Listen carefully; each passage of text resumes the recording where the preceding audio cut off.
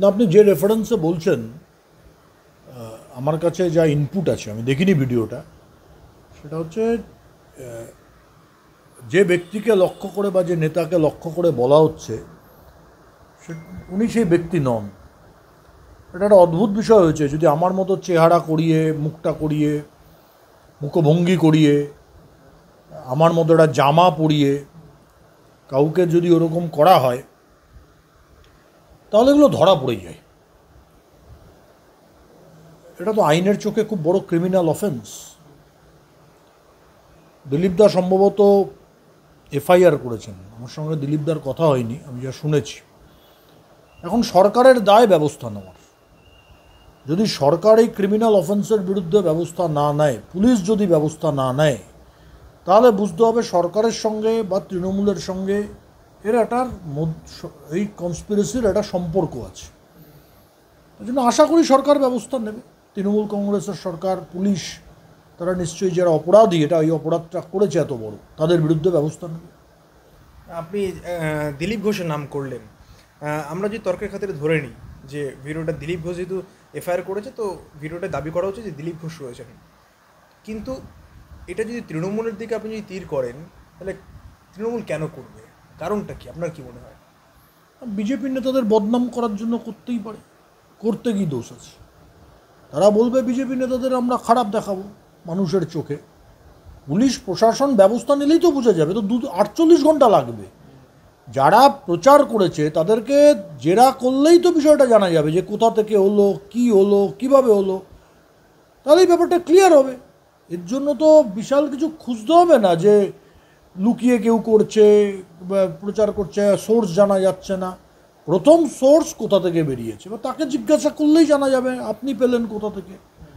সে যার নাম বলবে তার কাছে গেলেই জানা যাবে। কাজেই যদি পুলিশ এটা না করে তাহলে বুঝতে হবে ডাল মে কুচ কালা হয়, তার মানে তৃণমূল করেছে। এটা তো কয়েক ঘন্টার বিষয় ছিল, সম্ভবত 2 দিন হয়ে গেছে এফআইআর হয়েছে। কাজেই ব্যবস্থা হওয়া উচিত। তৃণমূলের ব্যবস্থা নেবে, তৃণমূল এটা পিছনে কেন করবে? মানে দিলীপ ঘোষ যদি বিরুদ্ধে কেন এটা করবে? কারণ দিলীপ ঘোষের সঙ্গে আমরা বরাবরই দেখেছি মুখ্যমন্ত্রী মমতা বন্দ্যোপাধ্যায় থেকে শুরু করে তৃণমূলের বাকি নেতার একটা ভালো সম্পর্ক। কেনই বা করবে তারা? মানে দলের অন্দরে কেউ কি করতে পারে, এটা তো উড়িয়ে দেওয়া যায় না। না, তৃণমূল কেন করবে বুঝতে পারছেন না? বিজেপিকে বদনাম করার জন্য করবে, একটাই কারণ। এত এত সরল তো আপনারা নন। বিজেপিকে বদনাম করার জন্য করবে, this is the only reason, তার বাইরে কোনো কারণ নেই। দলের অন্দরে কেউ করতে পারে কি? তদন্ত হলে বোঝা যাবে। কিন্তু আমার মনে হচ্ছে পুলিশ 2 দিনে যখন কিছু করলো না, তার মানে তৃণমূল যুক্ত আছে এর সঙ্গে। কিন্তু 2 ঘন্টার ব্যাপার আছে কে করেছে, একে বার করা। কাজেই তৃণমূল যুক্ত থাকলেই এটা তৃণমূলের সঙ্গে কানেকশন আছে নিশ্চয়ই ষড়যন্ত্রকারীদের, তাহলেই বোঝা যাবে। একটা প্রশ্ন, এই যে সংবাদ মাধ্যম যারা এটা নিয়ে খবর করেছে, এই গোটা বিষয়টাকে নিয়ে, তারা বিভিন্নভাবে প্রচার করার চেষ্টা করেছে, মেলাইন করার চেষ্টা করেছে ওই জনৈক বিজেপি নেতাকে। এটা কি সংবাদ মাধ্যমকে, আপনি এটাকে কীভাবে দেখছেন? আমি তো পরিষ্কার বলছি, যারা শ্যুট করেছে, কারণ এটা মনে হচ্ছে আমার এআই নয়, এটা শ্যুট করে করা হয়েছে।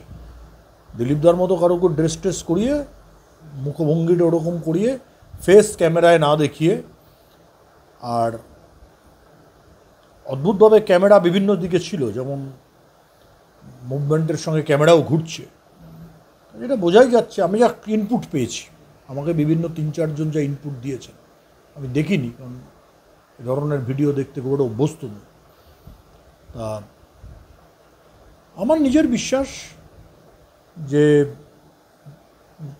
পুরোটা একটা কানেকশানে হয়েছে। শুটিং, টেলিকাস্ট, ভাইরাল করা, এটা তদন্ত সাপেক্ষ। পুলিশ তদন্ত করুক, ব্যবস্থা হবে বলে আমার বিষয়ে এখনও আমাদের এদের প্রতি ভরসা আছে। কিন্তু যদি এরপরে না করে তাহলে বোঝা যাবে তৃণমূল করেছে বা সরকার করিয়েছে। দাবি করা হচ্ছে যেই জায়গাটা, যে লোকেশনটা, যে ঘরটার কথা বলা যায়, এটা পার্টি অফিস নাকি বলা হচ্ছে। আপনার কি জায়গাটা চেনা চেনা লাগছে?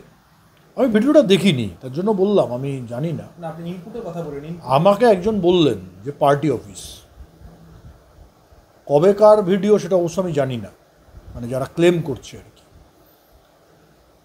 তখনই আমি বলে দিলাম তো দিলীপ ঘোষ নয়, কারণ পার্টি অফিসে যে ব্যক্তি যাবেন তাদের নাম লিস্ট করে রাখা হতো আগে দিলীপ ঘোষের ঘরে। কারণ আমি যেহেতু তখন জেনারেল সেক্রেটারি ছিলাম। আর সল্টলেকের পার্টি অফিসে তো দিলীপ ঘোষের কোনো আলাদা ঘর নেই। সল্টলেকের পার্টি অফিসে দিলীপ ঘোষের কোনো আলাদা ঘর নেই। হেস্টিংসে যখন অফিস ছিল আর আমাদের 6 নম্বর মুরলীধর সেন লেন, যেটা অরিজিনাল পার্টি অফিস, তাতে ছিল। যদি এটা সল্টলেকের অফিস বলে তাহলে তো প্রথমে আমি রুল আউট করে দিচ্ছি, কারণ ওখানে দিলীপ ঘোষের কোনো আলাদা ঘর নেই, সম্ভবত আজও নেই। কারণ দিলীপ ঘোষ যতদিন প্রেসিডেন্ট ছিলেন ততদিন সল্টলেকের অফিস হয়নি। আর দ্বিতীয় যেটা কথা, সেটা হচ্ছে দিলীপ ঘোষের আলাদা ঘর হলেও যেহেতু ওনার একটা Y+ উইথ এসকর্ট ক্যাটাগরির সেন্ট্রাল সিকিউরিটি ছিল, যারা যেতেন তাদের নাম আগে নথিভুক্ত করতে হতো, কে যাবেন, কে কতক্ষণ থাকবেন। এই নিরাপত্তা ছাড়া তো ওখানে কেউ যেতে পারবে না, নিরাপত্তা বেষ্টনী পার না করে। যখনই আমাকে এটা বলেছে, আমি বলেছি এটা তাহলে ফলস ভিডিও, অন্য কেউ করেছেন বা AI এর হবে। পরে আমার একটু আধটু বিভিন্ন শেয়ারের 2 মিনিট 3 মিনিট থেকে ধারণা হয়েছে এটা শ্যুট করা হয়েছে। এবার একটা লার্জার কনস্পিরেসি আছে। যদি সত্যিই দেখা যায় সল্টলেকের পার্টি অফিস, তাহলে তো পার্টির মধ্যে কেউ যুক্ত থাকতে পারেন, আমি অস্বীকার করব না। কিন্তু সেটাও সত্যি কিনা এটাও ডাউট আছে আমার, কারণ এটা আমি দেখিনি। তদন্ত হলে বোঝা যাবে। তার জন্য পুলিশ তদন্তটা করুক ভালো করে। তৃণমূল কংগ্রেস যদি যুক্ত না হয় তাহলে পুলিশের তদন্ত করতে অসুবিধাটা কোথায়? ওদের তদন্ত যদি না হয় তার মানে বোঝা যাবে তৃণমূল বা রাজ্য সরকারের সঙ্গে যুক্ত আছে। ইনভেস্টিগেশন হোক, এনকোয়ারি হোক, ধরা পড়ুক। এতগুলো নেতা থাকতে হঠাৎ দিলীপ ঘোষকে কেন টার্গেট করা হলো? কারণ আমরা তো দেখেছি এর আগে দীঘায় যে মন্দির উদ্বোধনের সময় তিনি মুখ্যমন্ত্রীর সঙ্গে দেখা করেছেন। এর আগে বিভিন্ন তৃণমূল নেতার মুখে তার প্রশংসা শোনা গেছে। এত মানুষ থাকতে সায়ন্তন বসু আছেন, শুভেন্দু অধিকারী আছেন, এত মানুষ থাকতে কেন দিলীপ ঘোষকে বেছে নেওয়া হলো বলে আপনার মনে করছেন? সেটা যারা করেছে তাদের জিজ্ঞাসা করতে হবে। যদি তৃণমূল করে তৃণমূলকে জিজ্ঞাসা করতে হবে। আমরা তো করিনি, আমরা কি করে বলবো? তারা কি যুক্তিতে করেছেন সেটা তারা বলতে পারবেন, আমি কোথা থেকে বলবো? আমার পক্ষে তো বলা সম্ভব নয়। তার জন্য তো বলছি পুলিশি তদন্ত রিপোর্টটা হওয়া খুব দরকার, রিপোর্টটা আসা খুব দরকার। মনে হয় তদন্ত হবে। যদি তৃণমূল যুক্ত থাকে তাহলে তদন্ত হবে না বলে আমার আশঙ্কা। তৃণমূল যুক্ত আছে কি না সেটা আমি বারবার বলছি তো, পুলিশ তদন্ত তখন বন্ধ করে দেবে যখন দেখবে এর তৃণমূল অ্যাঙ্গেল আছে। এবং আমি কাগজে পড়লাম দিলীপ দা বোধহয় বলেছেন কোর্টেও যাবেন, আমার সঙ্গে কথা হয়নি। তখন তাহলে কোর্টের মনিটরিং ইনভেস্টিগেশন হোক। কারণ এটাও ঠিক কথাই, আজকে দিলীপ ঘোষকে নিয়ে হয়েছে, কালকে আমাকে নিয়ে হবে, পরশু আপনাকে নিয়ে হবে, তারপরের দিন মুখ্যমন্ত্রীকে নিয়ে হবে, তারপরের দিন শুভেন্দু অধিকারীকে নিয়ে হবে, তারপরের দিন আরেকজন কাউকে নিয়ে হবে। এটা তো ঠিক হচ্ছে না। সামাজিক চোখে তো ঠিক নয়, আইনের চোখেও তো এটা ঠিক না। তা ব্যবস্থা হওয়া দরকার। যে বারবার কেন এই সেই ঘুরে ফিরে দিলীপ ঘোষকে কেন টার্গেট করা হচ্ছে? মানে তাহলে কি রাজ্য বিজেপি সভাপতি পদ থেকে যিনি সভাপতি পদে নেই এখন অতটা সক্রিয়ভাবে দেখাও যাচ্ছে না, তারপরেও কেন তাকে টার্গেট করা হচ্ছে বারবার করে? যারা করছেন তাদের জিজ্ঞাসা করুন, আমি একই কথা বলছি। যারা করছেন, যারা বলছেন তাদের জিজ্ঞাসা করুন।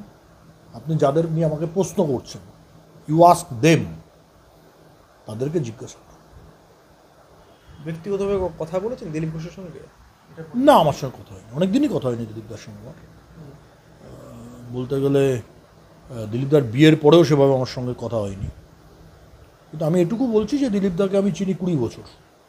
আমাদের সল্টলেকে প্রচারক ছিলেন ওই সময়। দিলীপদা পার্টির নেতা ছিলেন, যেটা রাজ্য সভাপতি বলেছেন শ্রমিক ভট্টাচার্য। পার্টির নেতা আছেন, পার্টির নেতা থাকবে। একটা বেশ কিছু সূত্র থেকে খবর আসছে, সত্যতা মিথ্যা সেটা আমরা বলছি না, কিন্তু দাবি করা হচ্ছে যে এই যে গোটা বিষয়টা নাকি, ভিডিওটা নাকি 21 সালের পরে নাকি হয়েছে, এবং যিনি নাকি ভিডিওতে রয়েছেন তিনি নাকি পার্টিরই একজন কর্মী নাকি, এরকম বলা হচ্ছে। মানে এরকম হুটহাট করে এরকম বলে দিচ্ছে, কি হচ্ছে? তদন্ত হোক না, আমি তো বারবার কথা বলছি, পুলিশ তদন্ত করুক, সত্যটা বেরো করুক। কারণ এটা ক্রিমিনাল অফেন্স, তার জন্যই ক্রিমিনাল অফেন্সের তদন্ত পুলিশের করা উচিত। আপনি দীর্ঘদিন বললেন যে দীর্ঘদিন ধরে দিলীপ ঘোষকে চেনেন, কখনো পার্টি যখন করেছেন, একসঙ্গে যখন উঠা বসা করেছেন, এখনও করবেন, আগামী দিনেও করবেন, তখন এরকম কোনো কারোর আনাগোনা এরকম কারোর মনে হচ্ছে কিছু অস্বাভাবিক কিছু? আর আমি সম্ভবই নয় বলছি তো, কারণ দিলীপ ঘোষের Y+ ক্যাটাগরির সিকিউরিটি আছে উইথ এসকর্ট। ওনার বাড়িতে যেতে গেলেও বাইরে ডায়েরিতে নাম লিখে নথিভুক্ত করে ঢুকতে হয়। সম্ভবত আপনারা গেলেও আপনাদের করতে হয়েছে। কাজে এটা সম্ভবই না, এটা অসম্ভব ব্যাপার। এটা সায়ন্তন বসু নয়, সায়ন্তন আমার সঙ্গে একটা এক্স ক্যাটাগরির সিকিউরিটি আছে, আমি কোথাও গেলে তাকে নিয়ে যাই, তাও কোনো পলিটিক্যাল প্রোগ্রামে গেলে। দিলীপ ঘোষের পক্ষে সিকিউরিটি বেষ্টনীর বাইরে যাওয়াই সম্ভব নয়, শুভেন্দু অধিকারীর পক্ষে সিকিউরিটি বেষ্টনীর বাইরে যাওয়াই সম্ভব নয়। আননোন কেউ ঢুকতে পারবেন না ওখানে না জানিয়ে না লিখে।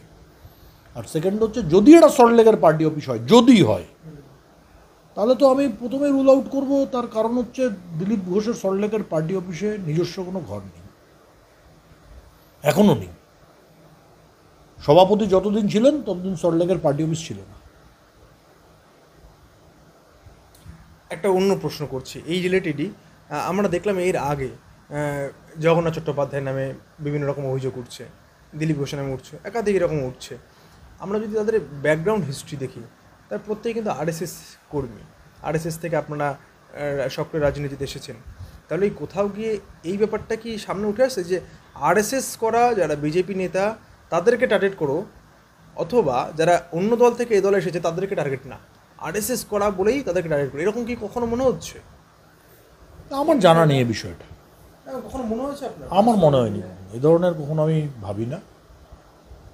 এটা ঠিক, রাজনীতিতে হওয়া উচিত না, কিন্তু ডার্টি পলিটিক্স হয়েছে অনেক কিছু।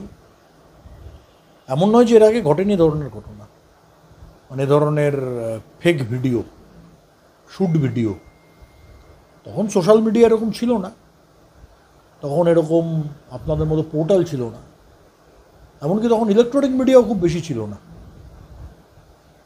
হয়েছে, এখন হয়েছে বলে প্রচার বেশি হচ্ছে। এ ধরনের রাজনৈতিক কনস্পিরেসি এর আগেও বিভিন্ন সময়ে হয়েছে, হওয়া উচিত নয়। ব্যাড টেস্ট, আমার মনে হয় না হলেই ভালো। যেটা বললাম যে আরএসএস কর্মী বলেই কি, আরএসএস ব্যাকগ্রাউন্ড বলেই কি তাদেরকে টার্গেট করা হচ্ছে? না, আমার মনে হয় না। আমরা তো আরএসএস করেছি, সারা জীবনই করেছি। 10 বছর বয়স থেকে আমি সঙ্ঘের স্বয়ংসেবক, আমাকে কেউ টার্গেট করেন?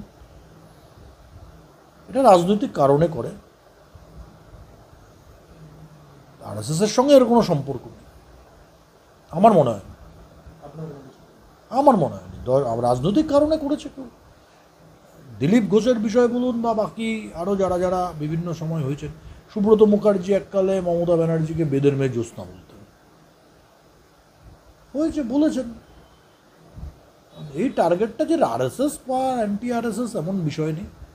যখন যাকে মনে হয় যে টার্গেট করলে কারোর রাজনৈতিক লাভ হবে, হয়তো তৃণমূল মনে করছে এখন দিলীপ ঘোষকে টার্গেট করলে তাদের রাজনৈতিক লাভ হবে, হয়তো মনে হচ্ছে, আমি জানি না, সেটা হতে পারে, সেটা তাদের মনে হচ্ছে, সেটা এখন তদন্ত বেরোবে। দলের কারণেও তো মনে হতে পারে যে দিলীপ ঘোষকে কোনটা সে করতে পারে, তার বিরুদ্ধে বেশ কিছু বিষয়। আর কি মনে হচ্ছে? এই না, আমার মনে হচ্ছে যতক্ষণ না তদন্ত হবে সত্যিই জানা যাবে না। কলকাতা পুলিশ বা পশ্চিমবঙ্গ পুলিশ তদন্ত রিপোর্ট দিক, তাহলে সত্যিটা জানা যাবে। তো কোর্টের নজরদারিতে তদন্ত হোক। আমি চাই ইনভেস্টিগেশনটা খুব তাড়াতাড়ি কমপ্লিট হয়ে যাক, দুধ কা দুধ পানি কা পানি হয়ে।